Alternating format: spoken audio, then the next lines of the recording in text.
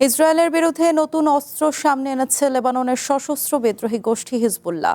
Quadcopter নামের বিস্ফোরকবাহী এই drone ফাঁকি দিচ্ছে ইসরায়েলের আকাশ প্রতিরক্ষা ব্যবস্থা।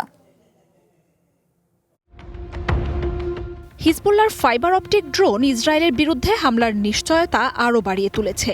নতুন এই অস্ত্র ঠেকানো ও শনাক্ত করা কঠিন বলে জানাচ্ছেন বিশ্লেষকরা। ড্রোনটি তার চালককে কোনো সিগন্যাল ছাড়াই হাই রেজুলেশন ভিডিও সরবরাহ করে। হামলা ঠেকাতে ইসরায়েল জ্যামিং, সিগন্যাল সহ নানা অত্যাধুনিক প্রযুক্তি ব্যবহার করলেও এ ধরনের ড্রোনের ক্ষেত্রে তার কোনো কিছুই কাজে আসছে না। ইসরায়েলের ন্যাশনাল সিকিউরিটি স্টাডিজের সিনিয়র গবেষক ইয়েশুয়া কালিস্কি জানান, এই ড্রোন চলাচলের সময় কোনো ইলেকট্রনিক সিগন্যাল থাকে না, তাই যোগাযোগে জ্যামিং প্রযুক্তি এড়ানোর পাশাপাশি এর উৎক্ষেপণ শনাক্ত করাও অসম্ভব।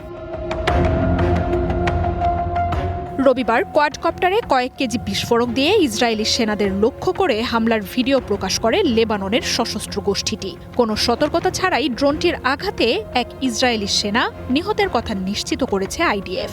উদ্ধার কাজে পাঠানো তেল আবিবের হেলিকপ্টারগুলোকে লক্ষ্য করে আরও একাধিক হামলা চালায় দলটি।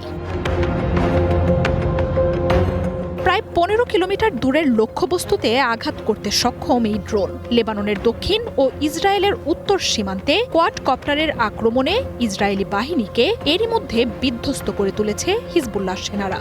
যে কোনো বাহিনীর জন্যই এই অস্ত্র বিধ্বংসী ক্ষমতা যোগ করবে বলে জানাচ্ছেন সমর বিশ্লেষকরা।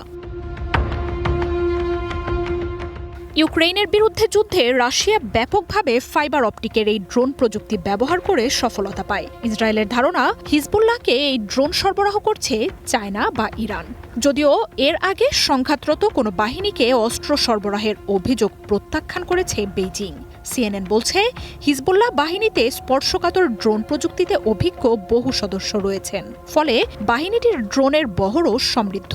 কয়েক দশক ধরে ইরানের সহায়তায় প্রায় 1.5 লাখ রকেট ও মিসাইলের এক মজুদ গড়ে তুলেছিল বাহিনীটি। ইসরায়েলের অত্যাধুনিক প্রযুক্তি ও অস্ত্রের বিরুদ্ধে টিকে থাকতে দ্রুত সমরাস্ত্র ও কৌশল পরিবর্তন করছে লেবাননের সশস্ত্র এই গোষ্ঠীটি। মার্জিয়া উপমা, ওয়ান ইন্টারন্যাশনাল ডেস্ক।